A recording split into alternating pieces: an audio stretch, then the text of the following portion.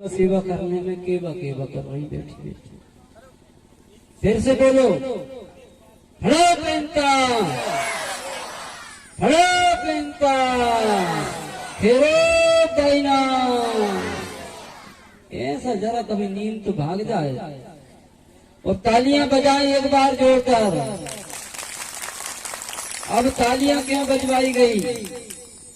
तालियां इसलिए बजवाना पड़ता है बार बार, कहीं खोया पंडाल में चंडाल न घुस जाए, खोया पंडाल में चंडाल न घुस जाए, इसलिए तालियां बजवाना पड़ता है। क्योंकि ताली की गड़गड़ाहट सुनकर के चंडाल भाग जाएगा। चंडाल मालूम कौन चीज को कहते हैं? नींद को। नींद का झपका आने लगे, कहीं एक से एक सर पटक लें तो और घर में लड़ाई, कहाँ मूड फोड़ आई उन्हें। इसलिए तालियां भी बजाना बहुत जरूरी है। लेकिन खुशदिल आदमी ताली बजाता है, जिसके मन में गम होता वो नहीं बजाता। चिंता लगी रहती बउआ की, मेरे बउआ कोई ना बीन के ले जाए, 40-50 रुपए किलो को घाटा। ऐसी बात भी तो है ना। कहिए कि छिड़िया ने खा गई तो चिंता नहीं आए, बउआ कहा जाने दो ना। जब जेब में दाम रहे तो अमन चैन से रहना चाहिए। जब जेब में दाम रहे तो अमन चैन से रहना चाहिए, और रहना भी बहुत जरूरी है। नियत को इधर उधर नहीं करना चाहिए। जब जेब में दाम रहे तो अमन चैन से रहना बहुत जरूरी है। और खेती को काम और अचार को आम, तो शादी में ब्याहों में खाम होना भी बहुत जरूरी है। खेती को काम और अचार को आम खाना बहुत जरूरी है, और ब्याहों में खाम भी होना बहुत जरूरी है। नदी में नाव, नदी में नैया और सार में गैया, तो बहन को भैया होना भी बहुत जरूरी है। नदी में नैया, सार में गैया, तो बहन को भैया होना भी बहुत जरूरी है। और खेती में ट्रैक्टर, फैक्ट्री में हेल्पर, तो बस में कंडक्टर होना बहुत जरूरी है, बहुत जरूरी है। क्योंकि गांव में नल और घर में जल, तो फल में आशा बहुत जरूरी है। फल खाने की आशा बहुत जरूरी है। और गांव में नाली और ससुराल में साली, तो कोई अपने में ताली बजाना बहुत जरूरी है। ताली बजाना बहुत जरूरी है, बहुत जरूरी है।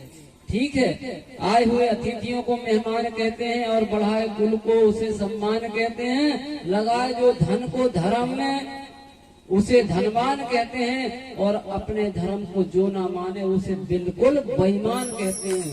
बेईमान वही आदमी बेईमान है जो अपने धर्म को ना जाने। कोई यीशु धर्म मना रहा है, कोई जय गुरुदेव को मना रहा है, कोई मुस्लिम धर्म में घुस गया। तो इसलिए हमारे धर्म के बारे में भी जानना बहुत जरूरी है। तो क्यों जानने के लिए बेटा गोपाल ने अपने माता पिता को त्याग दिया और घूमने के लिए देश निकल गया।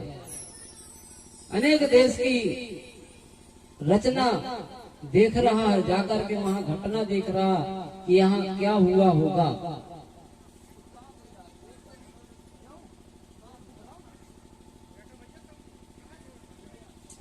अच्छा,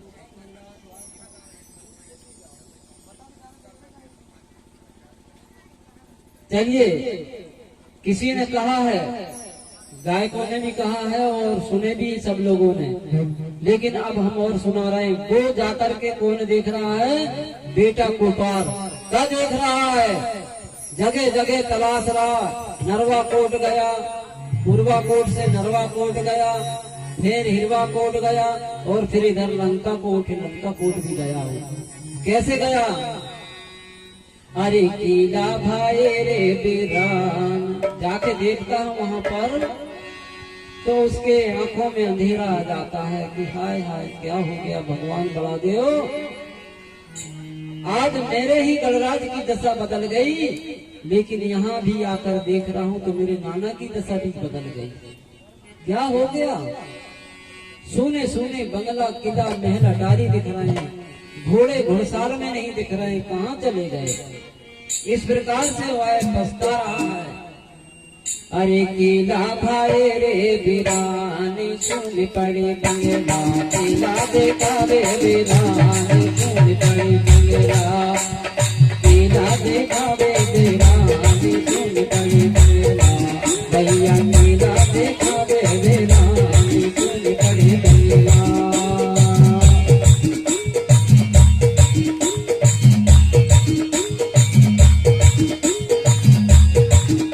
अरे सुन पड़े बंगला से सुन पड़े बंगला, सुन पड़े बंगला से सुन पड़े बंगला,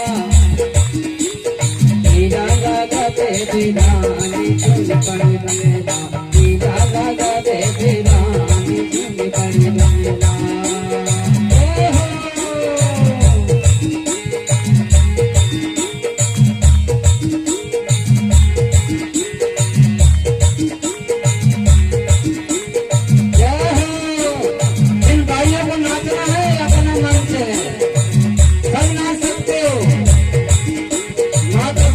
नाचना चाहिए।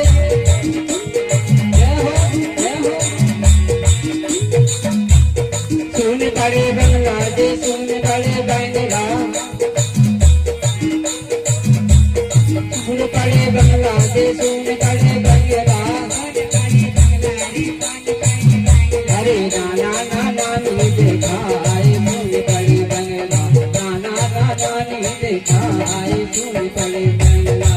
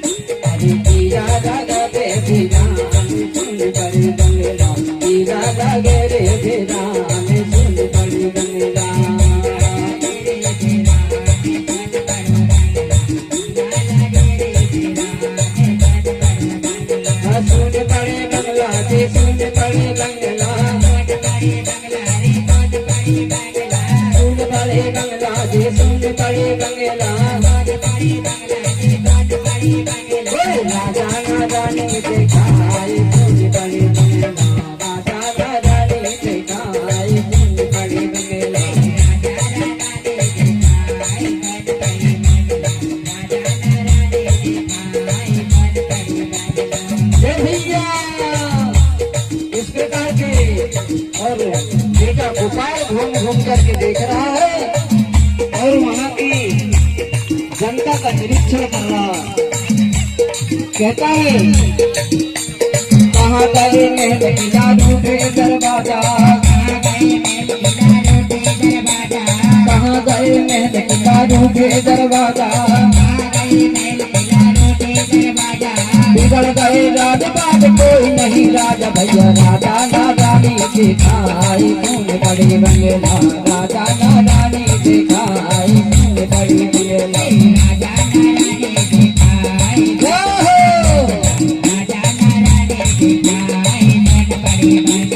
राजा ना रानी दिखाई सुन पड़े बंगला, राजा ना रानी दिखाई सुन पड़े बंगला।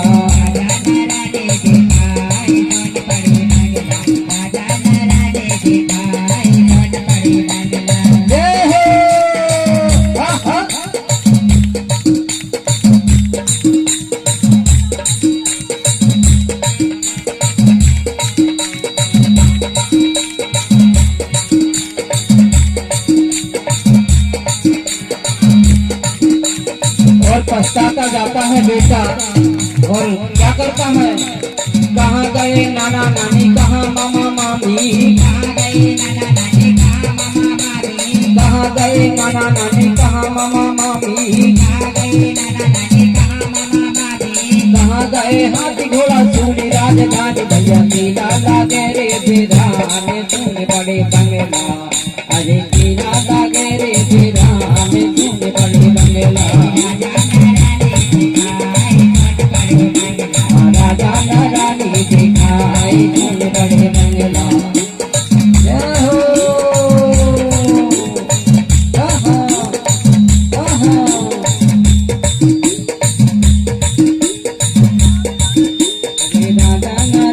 दिखाई सुन पड़े बंगला हीरा बाए रे दीराने सुन पड़े बंगला हीरा बागे रे दीराने सुन पड़े बंगला हीरा बागे रे दीराने सुन पड़े बंगला राजा महारानी दिखाई सुन पड़े बंगला राजा महारानी दिखाई सुन पड़े बंगला सुन पड़े बंगला सुन पड़े बंगला सुन पड़े बंगला बोलिए बाबा कुपार बाबा ना। इस प्रकार से बेटा कुपार और हर गणराज में जा जाकर के देखता है, सोचता है हेलो हेलो हेलो बोलिए कुपार बाबा की सेवा सेवा। इस प्रकार से बेटा कुपार और पश्चिम दिशा से दक्षिण दिशा की ओर जाता है और दक्षिण दिशा से मुड़ करके फिर पूरब दिशा की ओर भी वापिस आता है। अतः कोयटागढ़ खंडाक में जो 4 वंशों के लोग रहा करते थे, उन 4 वंशों के चारों संभाग में परिभ्रमण पारी कुपार लिंगो कर रहा है। कुनेम सतमार्ग ढूंढ रहा है। पुनेम का सतमार्ग ढूंढने के लिए वह बेटा कुपार निकला था कि सत्य क्या है और असत्य क्या है। इसकी खोज में कुपार बाबा अपने घोड़े में बैठ कर के घूमता है, परिभ्रमण कर रहा है घोड़े पर सवार होकर के, और कुपार चारों संभागों में घूमता है। उधर से घूमते हुए वह कहाँ गया है? वह संभाग चंदिया कोट, लंका कोट, सुदाम कोट, सुमाल कोट, परुंदनी कोट आदि गणराज्यों को घूम घूम कर और वह लौटता है। वहां से जब वापिस होता है तो घूमते घूमते वह कुपार बाबा थक जाता है, उसका घोड़ा भी थक जाता है, क्योंकि वह 4 संभाग में घूमा है। वो तो स्वयं शक्तिवान था, वह खुद तीक्ष्ण बुद्धि का था, शौर्य बल वो कभी हारता हिम्मत नहीं था, इसलिए उसका घोड़ा भी जो था वो भी देव शक्ति था। उस घोड़े में बैठ करके बेटा कुपार और 4 वंशों में 4 संभागों में घूम रहा, चंदिया कोट, लंका कोट, सुदाम कोट, सुमाल कोट, परुंदनी कोट गणराज्यों में घूमता है और घूम करके फिर वापिस होने की तैयारी करता है। कहाँ जाने के लिए कर रहा तैयारी? पूरब दिशा की ओर। तो पूरब दिशा में कहा है? कोयली कछारगढ़ तरफ जा रहा, लंका कोट तरफ से। घूमते घूमते जब कोयली कछारगढ़ की तरफ जाने लगा तो उसको बहुत नींद लग जाती है, वो थक जाता है, घोड़े में बैठे बैठे झपकी आने लगती है। उसने सोचा कि एक काम किया जाए, मेरा घोड़ा भी बहुत थक गया है, इसलिए घोड़े को मैं नदी के किनारे अच्छी हरी हरी जो घास लगी थी और वहीं पर गहरी जामुन की छैया थी, बहुत घनी छांव थी, जेठ आषाढ़ का महीना था, गर्मी बहुत तेज थी। उस गर्मी के वजह से वो कुपार बाबा थक चुका था, क्योंकि 4 संभाग से घूमते घूमते वह जहाँ शाम होती वहाँ रात विश्राम करता। इसके बाद में आगे बढ़ता गया। आगे बढ़ते बढ़ते बढ़ते बढ़ते वो पश्चिम से दक्षिण गया और दक्षिण से पूरब दिशा की ओर जा रहा है। पूरब दिशा की ओर जाता है तो पूरब दिशा की ओर में उसको बियावान घना जंगल, कोयली कछारगढ़ का जो धाम अपना है उस दिशा की ओर मुड़ता है बेटा। तो रास्ते में क्या होता है, बहुत ज्यादा थक जाने के कारण वह सोचने लगा कि यहाँ पर मैं विश्राम कर लेता हूँ, फिर इसके बाद आगे मैं बढ़ूंगा। उसी समय घोड़े को उसने वहां पर बांध देता है। तो घोड़ा वहां पर हरी घास को चलने लगता है और बाबा कुपार जामुन की छाए में जाकर के और आराम करने लगता है।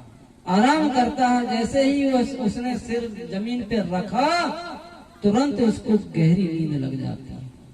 थक गया था, इसके वजह से वह सो गया। ये कहानी नहीं है, ये हमारे धर्म गुरु की कहानी है। किस जो व्यवस्था बनाने जा रहा, देखना, एक बेटा, एक ही संतान और अपने माँ बाप को त्याग करके वो ये समाज की व्यवस्था बिगड़ने के कारण जा रहा। देखिए, क्योंकि उसके राज्य में कौन सी घटना घटी, अभी बताया था मैंने कि दो बहन भाई ने स्त्री पुरुष का संबंध बना लिया था, उनको देखा नहीं गया। उसने सोचा कि मेरे राज्य में मेरा पिता राजा है और बदनाम हो जाएगा, लेकिन इनको शर्म नहीं आ रही, जानवरों की तरह ये काम कर रहे हैं। उसी समय उनके माता पिता ने दम तोड़ दिया, उनको सजा दी गई। उनकी सजा देखा नहीं गया, उनकी जो दशा थी उसको देखा नहीं गया, इसलिए बेटा कुपार निकल गया। बेटा हो तो ऐसा हो जो समाज के लिए मरे और जिए, ऐसी संतान होना चाहिए। कितना भाव था उसका समाज के प्रति, जो परदेश निकल जाता है, जबकि अकेली संतान कहलाती है। कोई भी अपने अकेले बेटे को छोड़ना नहीं चाहता, लेकिन समाज के लिए उसने पूरा राजोपाट छोड़ छाड़ के और निकल पड़ता है। जब चला जाता है तो घनी छाया में बेचारा सो जाता है, नींद लग जाती है। उसी समय रायतार जंगोदाई, वो भी समाज सेवा कर रही थी। कौन? रायतार जंगोदाई, जो इसके बाद कली कंकाली उसी के थाना में जाएगी जहां पर ये बीत गया है। कौन? बाबा कुपार। तो रायतार जंगोदाई अपनी सेविकाओं के साथ में, 4 सेविका थी और एक जंगोदाई 5, ये भी समाज की सेवा करने के लिए उसी परिक्षेत्र में घूम रही थी, कोयली कछारगढ़ की ओर। जब कोयली कछारगढ़ की ओर कितने लोग गए भैया कोयली कछारगढ़? हाथ ऊंचा करके बताओ जरा। मातृ शक्ति हो चाहे पितृ शक्ति, बहुत कम लोग गए हैं।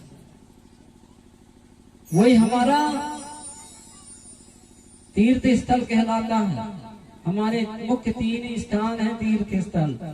पहला है अमरकूट, अमरकंटक, जहां से हमारी उत्पत्ति हुई। गोंडियन सभा समाज की उत्पत्ति कहां से हुई? अमरकंटक से। सबसे पहला तीर्थ कौन सा है? नरगोदा दाई का।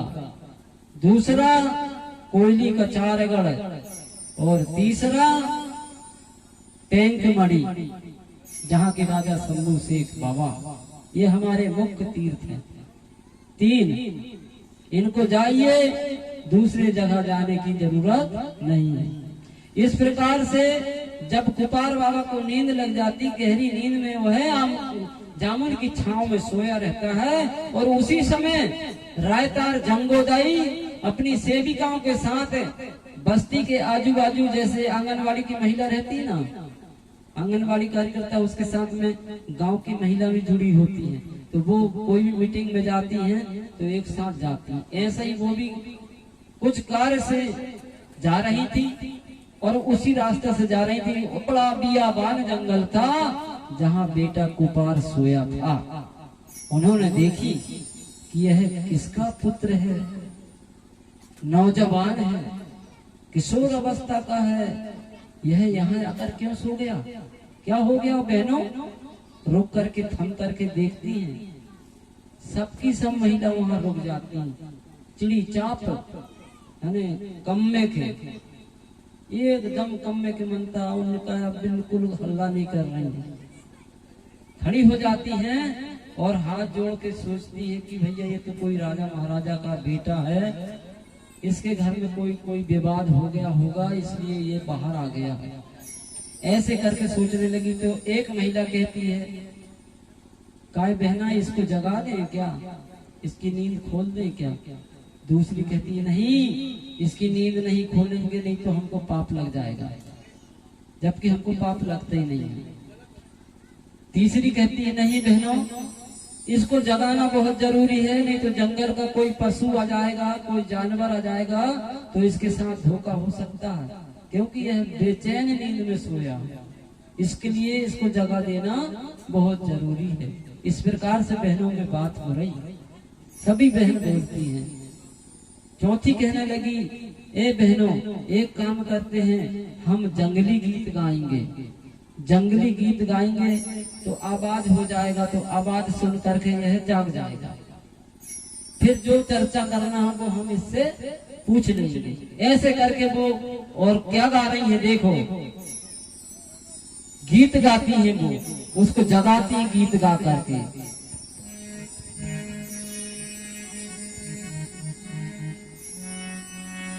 अरे जामुन की छैया में काहे सो भैया, क्या तेरे घर वर द्वार नहीं हारे। जामुन की छैया में काहे सो भैया, क्या तेरे घर वर द्वार नहीं हारे। जामुन की छैया में काहे सो भैया, क्या तेरे घर वर द्वार नहीं हारे।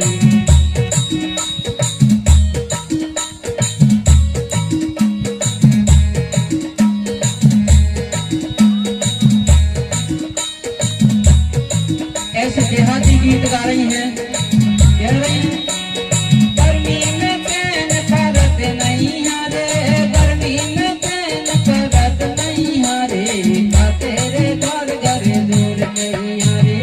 जामुन की छैया में काहे सो भैया, का तेरे घर घर द्वार नहीं हारे। जामुन की छैया में काहे सो भैया, का तेरे घर घर द्वार नहीं हारे। ऐसी गा रही है और अल्लाह कर रही है, कहती है मेरी बहना इसको जगाना बहुत जरूरी है री, नहीं तो इसकी आंखें कोई भी जानवर फोड़ सकता है। जामुन की छैया में काहे सो भैया, क्या तेरे घर वर द्वार नहीं हारे।